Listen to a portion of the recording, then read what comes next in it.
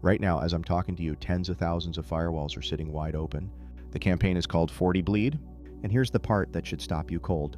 Nobody needed a Hollywood zero-day. Attackers pulled the configuration files off internet-facing FortiGate firewalls and cracked the passwords sitting right inside them, credentials that were never rotated. 194 countries. Even Fortinet's own logins turned up in the stolen data. And those stolen logins don't sit still, they get sold to the highest bidder, and within weeks they turn into ransomware on someone's network. A breach that happened through basic, unglamorous hygiene.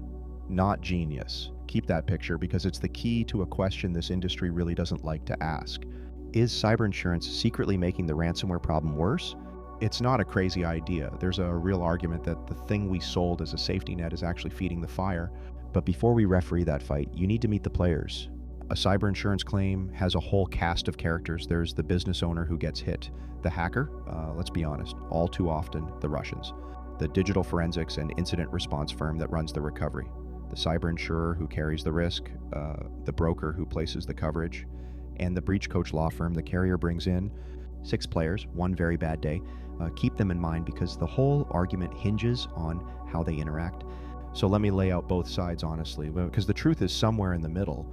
Let's start with the case against the argument that insurance increases ransomware. When a company gets hit and the attacker demands payment, an insured company has a fast, easy option. File a claim, let the carrier write the check, get the decryption key, move on. The ransom gets paid quickly and quietly because that's often the cheapest path back to business. Now think about what that looks like from the attacker's side. Ransomware crews aren't dumb. They figured out years ago that insured victims pay more reliably and pay faster.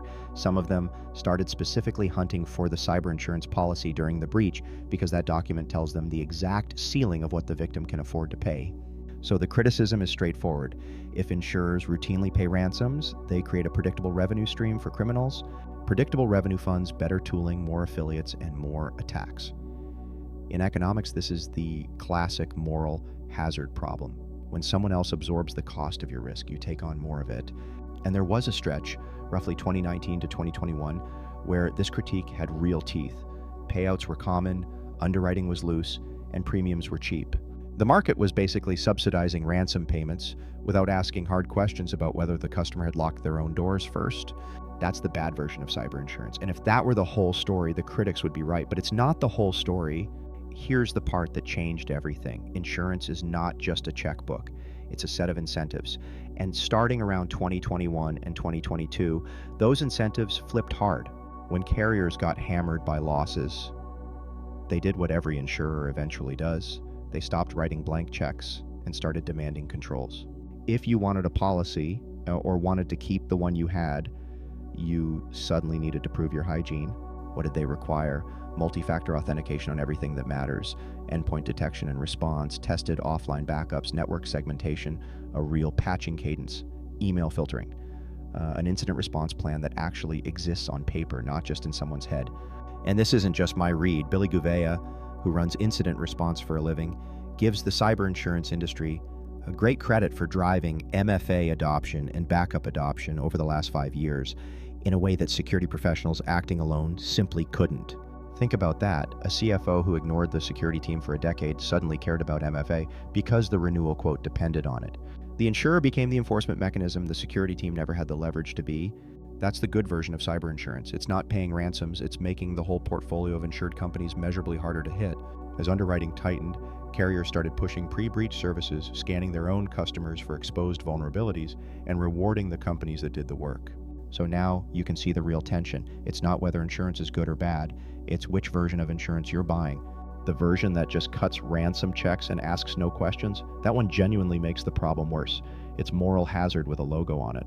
The version that demands controls, prices risk honestly, and treats a breach as a problem to prevent rather than a bill to pay, that one is one of the most effective drivers of cyber hygiene we've ever had.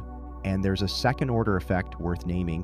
When the insurer is on the hook for the loss, they have a direct financial reason to get you back online quickly, correctly, and without paying criminals if there's any other way. A good carrier doesn't want to pay the ransom, they want a fast, clean recovery, but because that's cheaper for them too. Your incentives and theirs finally line up.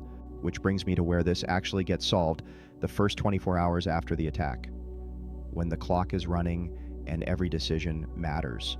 In real life, it's less kung fu and more does somebody have the plan, the backups, and the phone numbers ready before the bad day, not during it.